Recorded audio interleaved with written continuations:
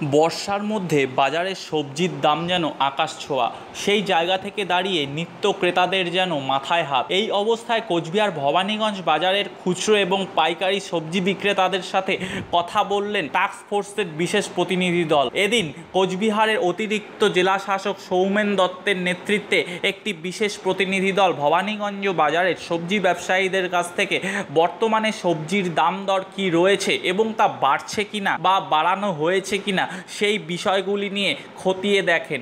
বর্ষার সময় এমনিতেই দাম বেড়েছে, তবে কিভাবে সাধারণ আমজনতার মধ্যে রাখা সম্ভব সেই বিষয় নিয়েই এদিন এই প্রতিনিধি দল পর্যালোচনা করেন। এদিন এই বিশেষ প্রতিনিধি দল গোটা বাজার চত্বর ঘুরে দেখেন এবং সবজি ব্যবসায়ীদের সাথে এই বিষয় নিয়ে দীর্ঘক্ষণ কথা বলেন। সেই সাথে গোটা বাজারের বিভিন্ন দোকানে ঘুরে আলু, পেঁয়াজ সহ বিভিন্ন আনাজ তরকারির দাম বর্তমানে কি রয়েছে এবং তা বাড়তে পারে কিনা সেই বিষয়গুলি নিয়েও আলোচনা করেন ব্যবসায়ীদের সাথে। News bureau, Coochbehar. ওরা বিশেষ কিছু বলে নেই, মালের দাম একটু কমাতে হবে, কোথা থেকে মাল আনলাম এই জিনিসগুলো বললো।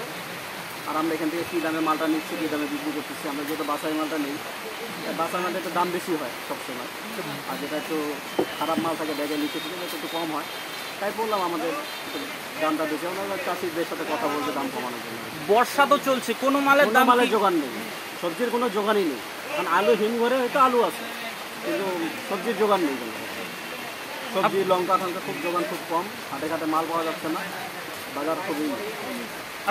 কিন্তু কাঁচামাল নেওয়ার জন্য এখানে এসে সকাল সকাল সব পাইকারি দোকানে এখন একটু কাঁচা লঙ্কা এখনও 100 টাকা কিলো, আর আপনার পেঁয়াজ এখনও চলছে 45 টাকা কিলো, রসুন তো চলছে মানে সব আদার ছোঁয়া যারা দাম এখানে চলছে। রসুনও আপনার অতিরিক্ত দাম, রসুন আদার এখনও কোনো দাম, এখনও কোনো জিনিসের দাম এখনও কমেনি। এটার জন্য আমরাও চিন্তা করে সিএম যেটা বলেছে, আমাদের মাননীয় মুখ্যমন্ত্রী যেটা বলেছে, আমরা সব কিছুর একটা খবর ছিল যে একটু কমবে, কিন্তু বাট এখনই আমাদের বড় বাজারে কুচবিহার ভবানীগঞ্জ বাজারে কিচ্ছু এখনো দামটা কমেনি।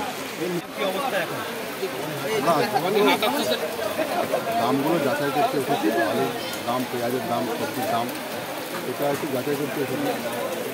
দেখতে নিচ্ছি এখানে ওরা পাইকারি বাজারে কোথা থেকে কেনে, সেখানে কী দামে কেনে, সেখানে যদি বেশি দামে বিক্রি হয় সেটাও আমরা যাচ্ছি, যাতে বাজারের দামটা নিয়ন্ত্রণ থাকে।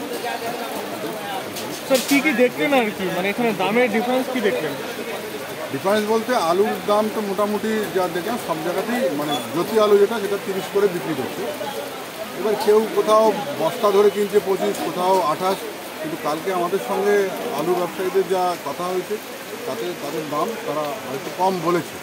সেইটা আমরা একটু পাইকারি বাজারেও যাচ্ছি, সেখানে একটু যাচাই করবো তারা কোথা থেকে কিনছে এবং তারা কী দামে কিনছে।